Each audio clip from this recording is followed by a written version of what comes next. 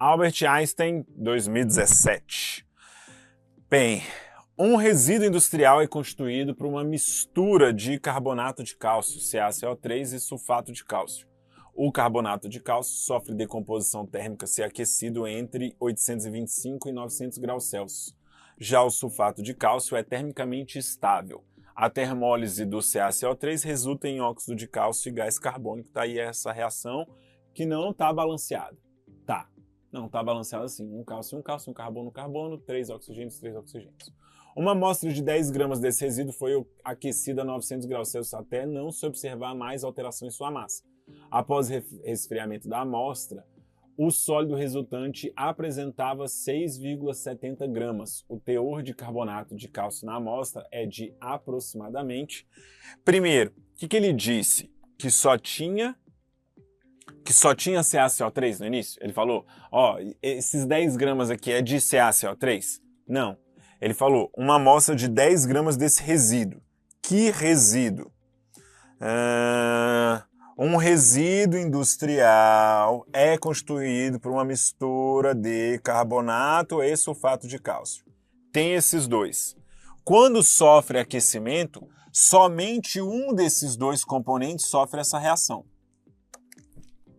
Então aqui a gente tem 10 gramas de carbonato de cálcio? Não, a gente não tem. Não posso falar que eu tenho 10 gramas de carbonato de cálcio, porque 10 gramas é daquela mistura, 10 gramas é disso. Então, ponto 1 que vocês poderiam errar. Ponto 2 que vocês poderiam errar. Falar, tinha 10 gramas, mas a massa final é 6,70 gramas. E 6,70 gramas é a massa do CaO. E aí, esse é o segundo erro provável de acontecer. Errado por quê? O que tinha no início? Vamos lá, vou fazer o desenho. Início. No início tinha CaCO3 e CaSO4. Sofreu a reação por aquecimento. Saiu o CO2. Fim. O que vai ter no fim? O CaCO3 vai se transformar no CO2 que está indo embora e vai ficar o CaO. E vai ficar o CaSO4. Então ele disse que no início isso aqui era 10 gramas e disse que no final isso aqui é 6,70 gramas. Ou seja, eu não posso falar que 6,70 gramas é a massa de um dos componentes finais, tá vendo? Porque é a mistura. E agora, José? Bem, o segredo, pode ser que você tenha dado uma travada nessa questão. Beleza, grava o que eu vou te falar. O segredo do cálculo estequiométrico, a dificuldade do cálculo estequiométrico não é o cálculo estequiométrico. A regra de 3 você já sabe montar. A dificuldade do cálculo estequiométrico está em interpretar e achar o valor de uma substância que participou da reação. Então, isso aqui é da mistura. Isso aqui é da mistura.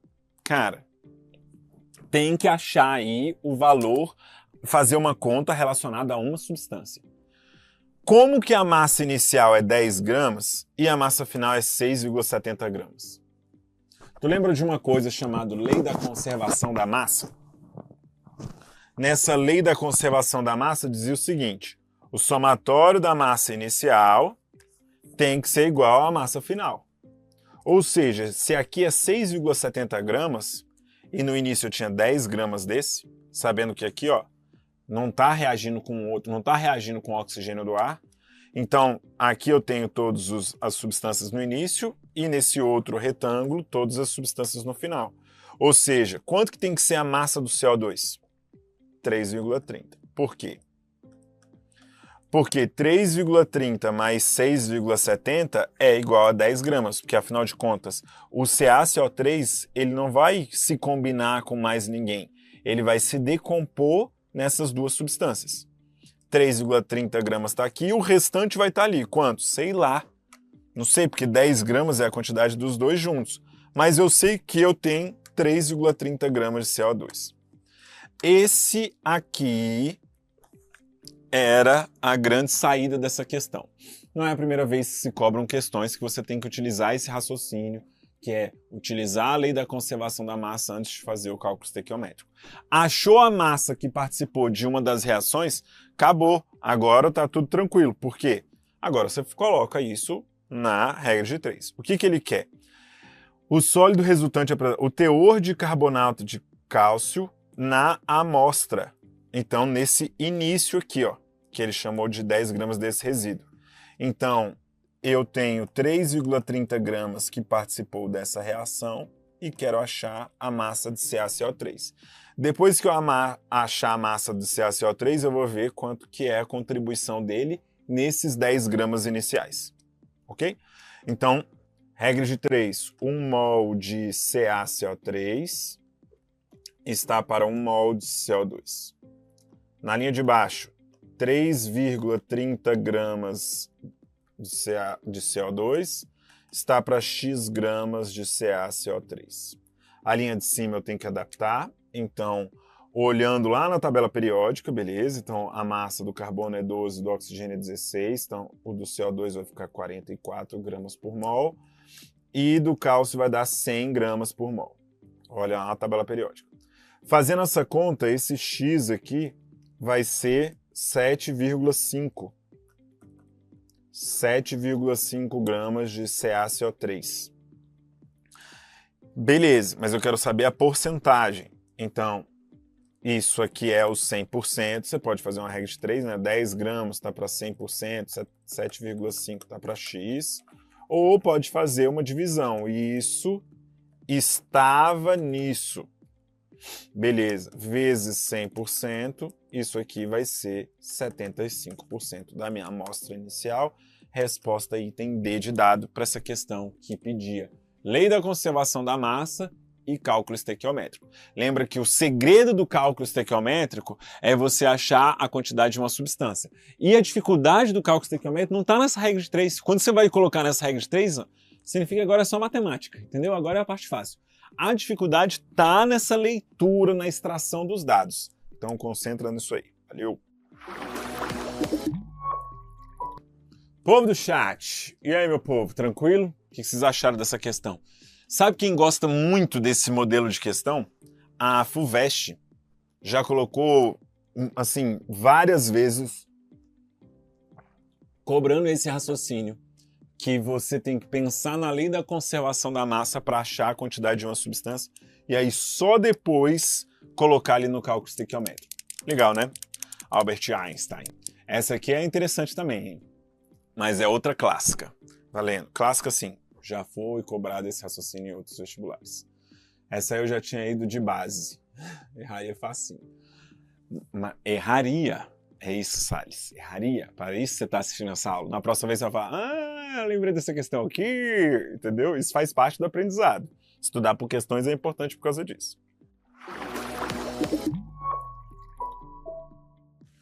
Albert Einstein, 2017. A temperatura de fusão de compostos iônicos está relacionada à energia reticular, ou seja, tá te ensinando aí, ó, vai. Ou seja, o que é essa energia reticular? Tá? Isso aqui é conteúdo do ensino superior, então por isso que ele vai te dar a dica disso no texto. A intensidade da atração entre cátions e ânions na estrutura do retículo cristalino iônico. A força de atração entre as cargas elétricas opostas depende do produto das cargas e da distância entre elas. Pronto. Lembra daquele negócio de força elétrica? Lembra como é que calcula aquilo? A força elétrica, lá na física, é uma constante vezes a carga de 1 vezes a carga de 2 dividido pela distância ao quadrado. É sobre isso aqui, ó. Essa força de atração. Carga de 1, beleza, é um cátion e um ânion, as cargas são contrárias, aí a gente entende, bota em módulo só para entender que é uma força de atração, dividido pela distância entre esses cátions aí. Tudo bem? Só fazendo aqui uma associação. Mas a questão te falou que você tinha que pensar nessas duas coisas. De modo geral, quanto maior o produto entre os módulos das cargas, então, ó, tanto que nem precisava da fórmula e aqui ele vai te explicar, ó. Aqui, quanto maior o produto entre os módulos das cargas elétricas dos íons e menores as distâncias, maior a energia reticular. Total essa força elétrica, entendeu? Quanto maior essa energia reticular, vai ser quanto menor for a distância entre eles e maior o produto das cargas. Pronto. Te ensinou isso no texto. Agora vamos para as opções. Considere os seguintes pares de substâncias iônicas. TUF. As substâncias que apresentam a maior temperatura de fusão nos grupos 1, 2 e 3 são respectivamente. Então a gente vai ter que escolher entre esses dois, entre esses dois e entre esses dois. Vamos pensar aqui. O que está mudando aí? Magnésio e flúor. Lembrando que esse vestibular fornece tabela periódica, tá? Então, o que a gente tem? A gente tem o flúor, que tem uma carga de -1, e o oxigênio, que tem carga -2, porque o flúor é um halogênio, né? O oxigênio aqui é um calcogênio, enfim. Então, saberia isso pelas valências. E aí, com isso, a gente tem o mesmo cátion, né? Que é o cálcio, o magnésio, que é +2, porém, a gente tem cargas distintas. E o que ele disse? Uma das coisas, o produto das cargas. Porque, beleza, o raio do flúor aqui é menorzinho, enfim, tá, mas não é tão menor assim comparado com o oxigênio. Fica um do lado do outro ali. Mas as cargas vão fazer muita diferença aí, né? Então, aqui tem um módulo de carga muito maior. Porque eu tenho 2 vezes 2, enquanto vai ser o 2 vezes 1 ali. Então, por causa das cargas, esse aqui, vou colocar justificativo. Então, pelo produto das cargas é maior, então esse MgO vai ter maior o produto das cargas, então logo maior energia reticular. Temos aqui item A e item C. Vamos para o segundo. KF. K é um metal alcalino, flúor, ametal, no caso ali um halogênio, carga -1. Cálcio, +2, oxigênio, -2. Ó, só pelo produto das cargas também a gente já vai chegar que esse aqui vai ter o maior produto, +2 com -2. Então já vamos chegar aqui no CaO, ganha em relação ao KF. Só com isso a gente já chegou na resposta do item A. Só com esses dois raciocínios. Mas vamos trabalhar o item 3 também. No item 3, o que a gente tem? A gente tem o lítio e o flúor, que é +1 e -1. O potássio e o bromo, que é +1 e -1. Putz, vai ter que olhar pelas distâncias. Olhando lá na tabela periódica, a gente vai ver os metais alcalinos, que são esses aqui, ó, ali na capa da revista Coisas Francesas. E o halogênio, fui claro, briguei e atirei. Pronto, tá aí. Não precisa decorar, esse vestibular fornece tabela periódica. Mas o que eu quero? Quero que você entenda que o primeiro combinou os dois menorzinhos, tá? Esses aqui são os dois menorzinhos. E o KBR combinou os dois maiores. Então aqui eu tenho menorzinho e aqui eu tenho os grandões. E o que a gente vê na fórmula que foi apresentada no texto? Que quanto menor a distância entre eles, maior vai ser essa energia reticular.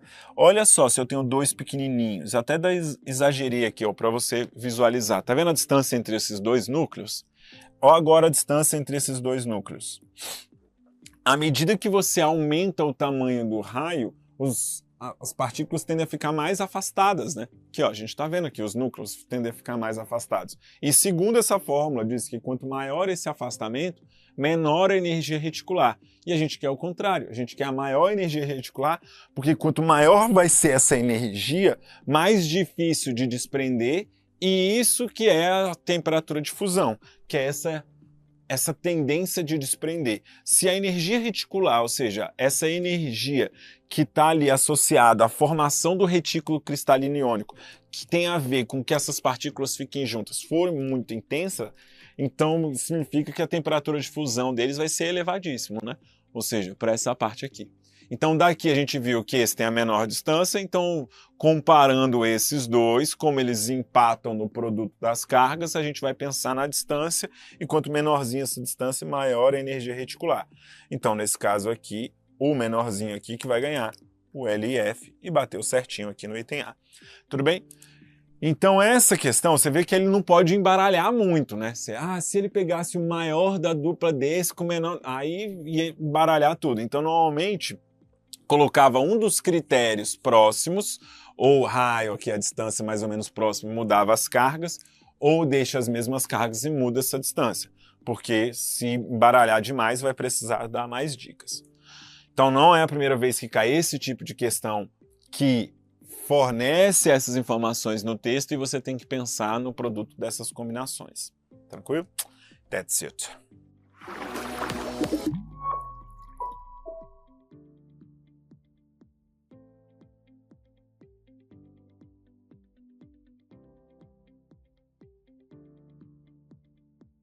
Albert Einstein, 2017, Miracá. Tubulações metálicas são largamente utilizadas para o transporte de líquidos e gases, principalmente água, combustíveis e esgoto. Esses encanamentos sofrem corrosão em contato com agentes oxidantes, como o oxigênio e a água, causando vazamentos e elevados custos de manutenção. Uma das maneiras de prevenir a oxidação dos encanamentos é conectá-los a um metal de sacrifício, método conhecido como proteção catódica. Nesse caso, o metal de sacrifício sofre corrosão, preservando a tubulação. A questão não precisava fornecer essa dica, hein? Você já tinha que saber o que é esse metal de sacrifício aí. Então, essa tubulação está conectada com esse metal de sacrifício e ele que perde elétrons ali, né? Beleza. Bem, considerando os metais relacionados na tabela de potencial de redução padrão, é possível estabelecer os metais apropriados para a proteção catódica de tubulações de aço. Caso a tubulação fosse de aço, então aqui é aço. O que é aço? Tem que saber, mas ele ainda deu outra dica, formado principalmente por ferro. Ferro. Os metais adequados para atuarem como metais de sacrifício seriam X. E caso a tubulação fosse de chumbo, os metais... Tá, então vamos pensar primeiro de ferro, tá bom? Então, ferro. O que eu acho que pode ter confundido geral? Isso aqui, ó. Ter pensado nessa corrente, né? Poxa, então se essa é a corrente, então esse aqui é o sentido dos elétrons. Eu acho que isso que pode ter confundido o povo, de ter feito essa associação e aí teria errado. Entendeu? Porque o metal de sacrifício é ele que perde elétrons. Aqui não é o sentido de elétrons, aqui é o sentido da corrente, que é aquela ideia lá da física. Então essa questão trouxe essa interdisciplinariedade e aí acaba dando uma travada. Lembra que a corrente elétrica é o sentido contrário do movimento dos elétrons. Então, não é esse o sentido dos elétrons, é o contrário. Porque é o metal de sacrifício. Ele que fornece elétrons, ele que vai sofrer corrosão. Deixa eu ver, se você não tivesse reconhecido por aqui, tinha uma informação no texto que poderia te ajudar aqui. Ó. Uma das maneiras de prevenir a oxidação dos encanamentos, ou seja, se ele fornece elétrons, aquele raciocínio errado que você teria, pensando, os elétrons iriam para cá, é a caneta que eu quero, os elétrons iriam para cá, lembra? Então, se você pensa que esses elétrons iriam para cá, esse negócio iria sofrer oxidação. Só que ele não sofre oxidação, porque ele falou prevenir a oxidação. Então, é ao contrário. Isso aí, para não acontecer, os elétrons têm que sair daqui. Para os elétrons saírem desse metal de sacrifício, ele que tem que sofrer oxidação. Para ele sofrer oxidação, o potencial padrão de oxidação dele tem que ser maior que do ferro. Então vamos ver o potencial de oxidação desse ferro. Ferro está onde? Ele está aqui, lembra, é ele metálico como reagente, então inverte, porque aqui ele está como produto, então inverte. Quando eu inverto, vai formar isso mais 2 elétrons, e o potencial dele de oxidação fica 0,44. Então o potencial de oxidação mais 0,44 volts. Agora eu vou ver quem tem potencial de oxidação maior que do ferro. Então vamos inverter todo mundo e vai ficar assim, ó. Mais, aqui menos. Quem que é maior que 0,44? A gente vai ter esses dois. Então para o ferro pode ser o zinco e magnésio. Então esse aqui seria os X. Então a gente tem o zinco e magnésio. Temos a opção C e D. Tá. Só que agora ele falou, ó, a tubulação aqui não é mais de ferro, é de chumbo. Os metais seriam. Então, mesma ideia. Vamos pensar aqui chumbo. Então, cadê o chumbo? Ratatá, tá aqui. Então, para o chumbo sofrer oxidação, é mais 0,13. Então, é mais 0,13. Significa que todo mundo que for acima de 0,13 vai ser daqui para baixo, ó, níquel, ferro, zinco, magnésio, ou seja, só não é a prata, só não é o cobre, que é exatamente esses dois que ele colocou aqui, que não podem. Pode ser o níquel? Pode, ele vai ser 0,25. Pode ser o ferro? Sim, porque é 0,44. Pode ser o zinco? Sim, porque é 0,76. Pode ser o magnésio? Sim, que é 2,37. Se fosse para escolher um, qual seria o melhor? Aquele que é mais espontâneo. Então, o melhor seria o magnésio. Se tivesse que escolher um, aqui ele falou todos os possíveis. Então, a resposta é item C, para essa questão que você vê na aula de eletroquímica, na parte de espontaneidade das reações. Tá bom? Valeu!